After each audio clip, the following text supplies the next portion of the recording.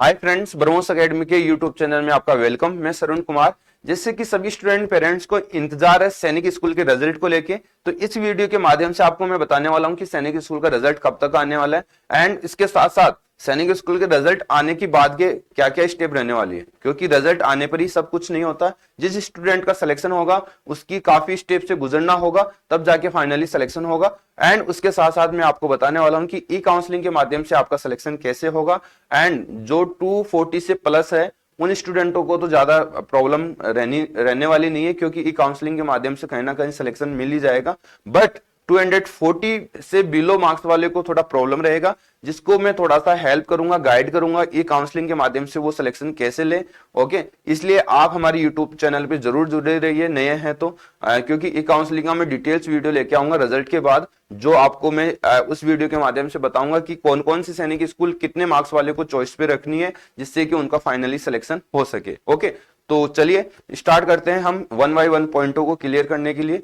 तो सबसे पहले फर्स्ट पॉइंट है सैनिक स्कूल का रिजल्ट कब आएगा। तो जैसे कि मैंने प्रीवियस ईयर में काफी वीडियो डाला है कि आरएमएस का एडमिट कार्ड कब आएगा, आरएमएस का रिजल्ट कब आएगा, और मैंने वो गेस्ट डेट बताई है। उस गेस्ट डेट पे आपको रिजल्ट, एडमिट कार्ड सब मिला है, तो ये भी मैं गेस्ट डेट बताने वाला हूं। बेसिकली आपने देखा होगा कि सैनिक स्कूल का जो रिजल्ट है, या इससे पहले रिजल्ट आया, आंसर की आई है, अभी आंसर की डिक्लेयर हुई है, तो वो प्रॉपरली संडे के डेज रिलीज हुई है। ओके, तो जो सैनिक स्कूल का रिजल्ट है वो संडे को आपको मिलने की पूरी पूरी उम्मीद है, पूरी पूरी पॉसिबिलिटी है। ओके, फिर भी आपको नहीं आया तो आप ये मान के चलिए कि 12-13 तारीख से पहले आने वाला नहीं है, मतलब 10 तारीख का संडे पड़ने वाला है। आज फ्राइडे है, ओके, सैटरडे संडे को आपको रिजल्ट मिलने की पूरी पूरी पॉसिबिलिटी है। आप उसके जो सैनिक स्कूल के पोर्टल पे जाके विजिट करते रहिए, संडे को जरूर विजिट करिए, और आपको यदि सबसे पहले पता चलता है तो हमारे को भी हेल्प करके आप बताइए कि सर रिजल्ट आ चुका है, आप यूट्यूब के माध्यम से सभी को बता दीजिए। ओके, तो मैं गाइड कर दूंगा सभी की। बाकी आपने देखा है सैनिक स्कूल की जो आंसर की थी वो संडे के दिन रिलीज हुई थी, तो रिजल्ट भी आपको 10 मार्च के संडे के दिन रिलीज होने की पूरी पूरी पॉसिबिलिटी बनी हुई है। ओके, तो ये तो बात हो गई रिजल्ट को लेके। यदि 10 मार्च को नहीं आता है तो आपको फिर 2-3 दिन में आपको मिलने वाला नहीं है, फिर तो आप ये समझ ही चले कि 13-14 मार्च के बीच में ही आपको मिलेगा। ओके, ये रही रिजल्ट की बात। लेकिन जैसे कि आपने सैनिक स्कूल के आंसर की में चैलेंज किए थे, ओके, उसकी फाइनली आंसर की नहीं आई। ओके, फाइनली आंसर की नहीं आती है, अभी नहीं आती है, वो काफी समय लेके आती है। अभी क्या आएगा फिर रिजल्ट में, क्या आएगा? तो रिजल्ट में बता देता हूं, जो ऑल इंडिया स्टूडेंटों ने फॉर्म अप्लाई किए, एग्जाम में अपेयर हुए, एग्जाम में अपेयर हुए स्टूडेंटों में कितने स्टूडेंट टोटल क्वालिफाई हुए, वो उनकी लिस्ट आएगी। और वो लिस्ट इस टाइप से आएगी, स्टूडेंट का टोटल मार्क्स आएगा, ऑल इंडिया रैंक आएगी, उस बच्चे का नाम आएगा, कहां से फॉर्म अप्लाई किया है और कौन सी कैटेगरी है, और वो लिस्ट मिलेगी।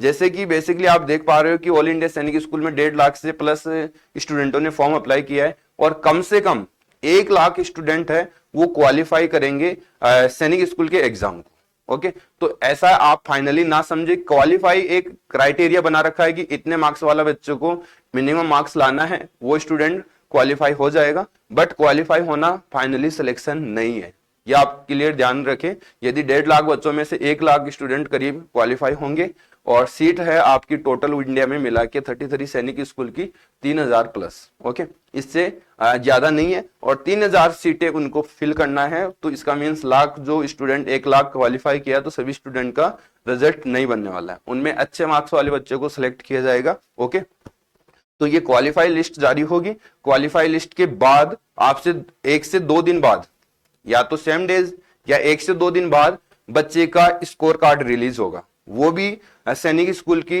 ऑफिशियल वेबसाइट पे ही होगा। ओके, उसमें बच्चे का सब्जेक्ट वाइज नंबर मिलने वाला है कि टोटल कितने नंबर आए। ओके, आपने जो चैलेंज किए वो भी स्वीकार किए कि नहीं किए, वो टोटल स्कोर से आपको अपडेट हो जाएगा। जैसे आपने आंसर की में कैलकुलेट किया होगा कि 240 मार्क्स मिल रहा है और वहां 248 बन रहा है, तो इसका मतलब जो आपने चैलेंज किए, एनटीए ने कुछ क्वेश्चनों का आपको बोनस रखा है, वो सारा उस क्वालिफाई लिस्ट में पता लग जाएगा। ओके, तो क्वालिफाई लिस्ट आएगी, इसके देन आपको स्कोर कार्ड रिलीज होगा सभी स्टूडेंट का। Okay, individually score card release होने के बाद का क्या होता है, एनटीए का काम खत्म हो जाता है। एनटीए फिर क्या कर देती थी, डाटा सैनिक स्कूल वाइज दे देती है। जैसे कि फॉर एग्जांपल के वे में समझिए, चित्तौड़गढ़ में मैंने फॉर्म अप्लाई किया, तो चित्तौड़गढ़ में कितने स्टूडेंटों ने वहां फॉर्म अप्लाई किया, वो डाटा क्या कर देगा, सैनिक स्कूल चित्तौड़गढ़ को देगा। ओके, चित्तौड़गढ़ क्या करेगा, उसमें सीट वाइज कि जनरल में 8 सीट है, तो 8 स्टूडेंट वो टॉप वाले उसमें सेलेक्ट कर लेंगे, उनको मेडिकल कॉल कर देंगे। ओके, मेडिकल कॉल का कैसे अपडेट पता चलेगा, तो सैनिक स्कूल जैसे चित्तौड़गढ़ के लिए अप्लाई किया तो वहां चित्तौड़गढ़ की वेबसाइट पे आपको अपडेट पता चलेगा मेडिकल के लिए। तो आप ऑल इंडिया सैनिक स्कूल में विजिट करोगे, उसमें आपको पता नहीं चलेगा, क्योंकि वो उसका काम ओनली टोटल क्वालिफाइड लिस्ट जारी करना एंड उसका स्कोर कार्ड जारी करना, वो उसका वहां तक खत्म हो जाता है। इसके बाद जो डाटा है एनटीए वो सैनिक स्कूल वाइज को सौंप देती है। चित्तौड़गढ़ का डाटा चित्तौड़गढ़ सैनिक को सौंप दिया जाएगा, मैनपुरी का डाटा मैनपुरी को सौंप दिया जाएगा। इस प्रकार से डाटा अलग अलग डिवाइड कर दिया जाएगा। ओके, फिर क्या करेगा, चित्तौड़गढ़ सैनिक स्कूल अपने पोर्टल पे उन स्टूडेंटों की लिस्ट जारी करेगा जो फाइनली सिलेक्शन के कट ऑफ में आते हैं। तो फाइनली सिलेक्शन होगा, उनका एक क्या होगा, मेडिकल लेटर डाउनलोड होगा, वहां से वो मेडिकल लेटर डाउनलोड करना है जिसमें बच्चे की डेट रहेगी कि इस तारीख को जाके आपको मेडिकल कराना है। और मेडिकल आपको बता देता हूं कहां पे होता है, जिस सैनिक स्कूल में आपने फॉर्म अप्लाई किया है उसी सैनिक स्कूल में आपका मेडिकल होगा। ओके, तो ये चीज आप ध्यान रखें, इसमें आपको कंफ्यूजन नहीं होना है। तो सैनिक स्कूल रिजल्ट आने के बाद की मैंने स्टेप बता दिया कि टोटल क्वालिफाइड लिस्ट आएगी, इसके देन स्कोर कार्ड आएगा इंडिविजुअली, चाहे वो बच्चा कितना क्वालिफाइड है कि नॉट क्वालिफाइड है, सभी स्टूडेंट का वो क्या आएगा, स्कोर कार्ड आएगा। स्कोर कार्ड आने के बाद जो डाटा रहेगा एनटीए सैनिक स्कूल वाइज डिवाइड कर देगी, चित्तौड़गढ़ का डाटा चित्तौड़गढ़ को दे देगी, मैनपुरी का मैनपुरी को देगी।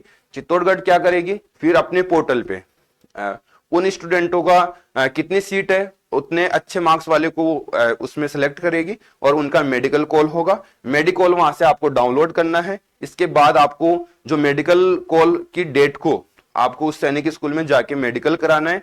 मेडिकल में आप यदि फिट हो गए तो आपको डॉक्यूमेंट्स वेरिफिकेशन डेट दे दी जाएगी। डॉक्यूमेंट्स वेरिफिकेशन के बाद आपको वहां फीस पे करना है। फीस पे करने के बाद आपको कुछ समय की छुट्टी मिलेगी, फिर आपका ज्वाइनिंग रहेगा। ओके, फाइनली एडमिशन होके आपको छुट्टी मिलेगी। तो ये रहता है सैनिक स्कूल का प्रोसेस।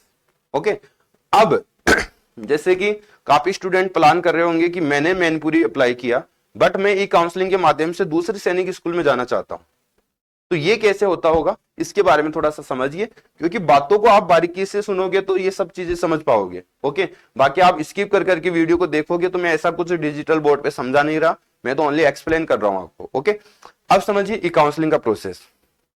जैसे कि सभी स्टूडेंट ने फॉर्म अप्लाई किया है, सभी का रिजल्ट आएगा, जो क्वालिफाइड है नॉट क्वालिफाइड है सभी का आएगा। ओके, इसके देन अब जैसे मैंने मैनपुरी अप्लाई किया और मेरे स्कोर में मेरी अच्छी प्रिपरेशन के कारण मेरा स्कोर है वो 280 प्लस बन गया और मेरे को लग रहा है कि मेरा तो सिलेक्शन घोड़ाखाल में हो सकता है, तो मैं मैनपुरी में क्यों पढ़ूं।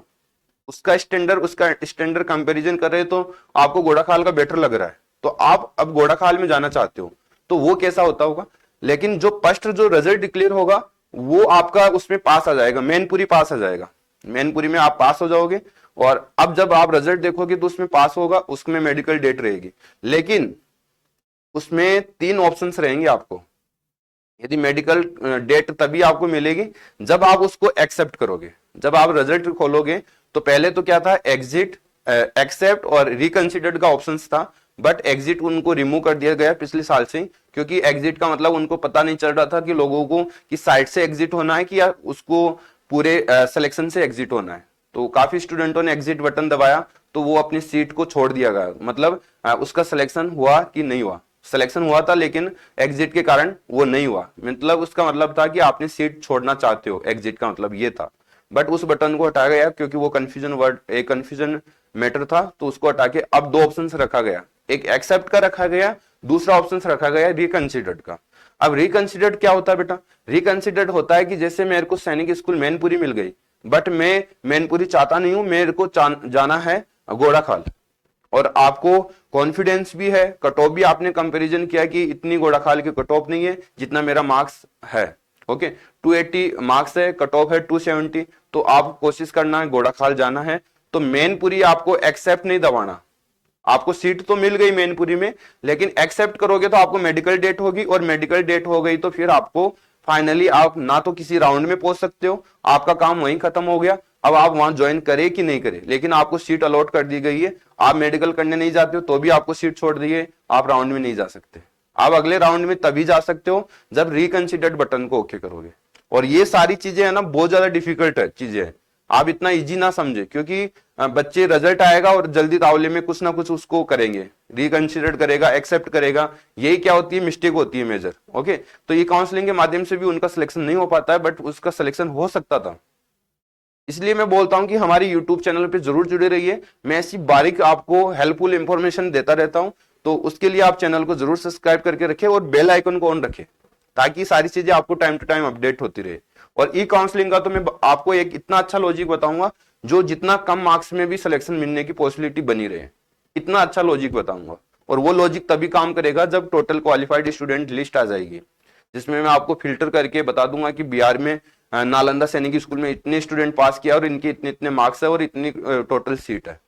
ओके, वो हमने पहले से स्टडी कर रखी है। जब हम इस फील्ड से, ये फील्ड में एकेडमी चला रहे हैं तो हमको नॉलेज है इस चीज का, आपसे बेटर नॉलेज है। ओके, हमसे बेटर आपको होगा, लेकिन हमसे ज्यादा बेटर नहीं हो सकता, क्योंकि हम रात दिन अपने बच्चों के लिए करते हैं ये सारा प्रोसेस, और हम जानते भी है। पिछले साल भी मैंने कम मार्क्स के अंदर चित्तौड़गढ़ में सिलेक्शन दिलाया एक बच्चे को। वो कैसे दिलाया, पेशेंस के साथ उस चीजों को समझने में।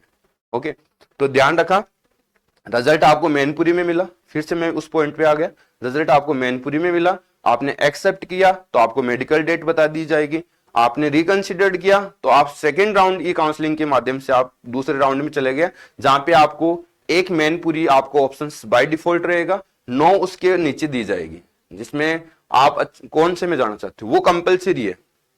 आप चाहोगे कि नहीं सर मैं तो एक चॉइस ही रखना चाहता हूं, तो बेटा ऐसा नहीं होगा, 9 चॉइस कंपलसरी रहेगी, 10 चॉइस रहेगी तभी वो जाके लॉक होगा, और 5 न्यू सैनिक स्कूल की रहेगी।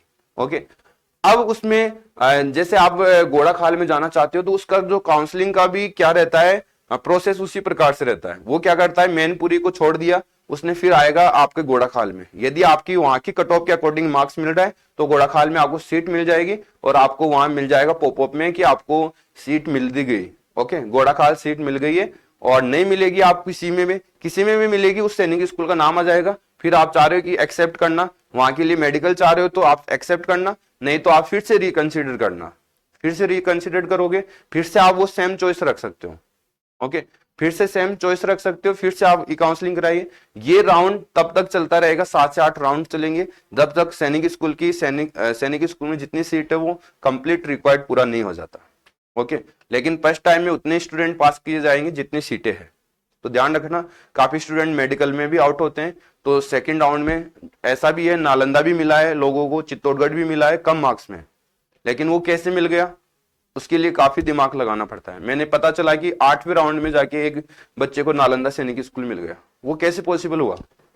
ओके, तो कहीं ना कहीं ये दिमाग का गेम है, क्योंकि ई काउंसलिंग करना भी किसी की बस की बात नहीं है। ओके, काफी इंस्टीट्यूट में तो ई काउंसलिंग का प्रोसेस भी आपको सही ढंग से नहीं समझा पाते हैं। ओके, कैसे क्या होता है, लेकिन ई काउंसलिंग का बहुत अच्छा प्रोसेस है, जिसमें एक अच्छा पढ़ने वाला बच्चा है वो उसको कहीं ना कहीं सीट मिल जाती है इंडिया के अंदर। तो इसमें ज्यादा लॉस तो उन बच्चों को है जो ज्यादा बिलो मार्क्स, 200 से बिलो मार्क्स वाले बच्चों को लॉस है, बाकी 200 प्लस वाले को इसमें प्रॉफिट है। ओके, बाकी मैं क्या करूंगा, ई काउंसलिंग का वीडियो आपको कंप्लीट सेपरेट अलग से लेके आऊंगा। ओके, सैनिक स्कूल का रिजल्ट आ जाएगा या क्वालिफाइड लिस्ट आ जाएगी, उससे आपको मैं डाटा से एनालाइज करके बताऊंगा कि कौन से सैनिक स्कूल में कितनी कट ऑफ रही होगी, क्योंकि अभी तो जो कट ऑफ बता रहे हैं हम एक्सपेक्टेड कट ऑफ बता रहे हैं, लेकिन ये कट ऑफ है ना बैलेंस बिगड़ेगा। जैसे मैंने भी मान लो मेरे पोर्टल पे आपको सैनिक स्कूल की कट ऑफ बताई कि 270 प्लस रहेगा नालंदा का, बट वो कट ऑफ कहीं ना कहीं डाउन भी आ सकती है। देन रीजन क्या है, कुछ स्टूडेंट सैनिक स्कूल में यदि वो मेडिकल पास कर लेते हैं तो फाइनली अच्छा वाले मार्क्स वाला बच्चा वहां जा सकता है। जैसे कि मैं मेरे बच्चे का एग्जांपल दूं, चित्तौड़गढ़ में मैंने फॉर्म अप्लाई किया है, वो ऑलरेडी सिलेक्टेड है बच्चा काम के लिए, आरएमएस के लिए, क्योंकि उसका स्कोर भी अच्छा है। बस अब मेडिकल में यदि कुछ प्रॉब्लम नहीं है तो वो सीट वहां की छोड़ेगा और वहां ले लेगा, तो उससे क्या होगा, कट ऑफ का जो लेवल है वो डाउन हो जाएगा। ओके, तो ये सारे एनालाइज हम करते रहते हैं, और इसका जैसे जैसे एनालाइज होता है हमारे पास वो आपके साथ हम शेयर करते रहते हैं, और इसी प्रकार से हम शेयर करते रहेंगे। आप वेट करें, संडे का वेट करें, क्योंकि आप टोटल क्वालिफाइड लिस्ट जारी होने वाली है जिसमें ऑल इंडिया रैंक जारी होने वाली है। ओके, अब किसकी इंडिया में फर्स्ट रैंक होगी, किसकी कितनी नंबर की रैंक होगी, जरूर हमको कमेंट करके बताना है उस दिन। ओके ओके, बाकी कोई डाउट है तो हमारे हेल्पलाइन नंबर है, इस पे आप हमको कॉल कर सकते हो। सेम टाइम आपको मैं जॉब नहीं दे पाऊं, लेकिन कुछ समय बाद आपको जरूर रिप्लाई मिलेगा। एंड आपको अभी भी कोई डाउट है तो कमेंट बॉक्स में जरूर आप अपना डाउट के टाइप करें और मैं उस पर एनालाइज करूंगा। इसके देन आपको नेक्स्ट वीडियो में आपको वो डाउट क्लियर करने की कोशिश करूंगा। एंड जहां तक है ये वीडियो आपको बहुत ज्यादा हेल्पफुल लगा होगा तो यूट्यूब जरूर आप बने रहिए, प्यार दिखा के रहिए। जय हिंद, जय भारत।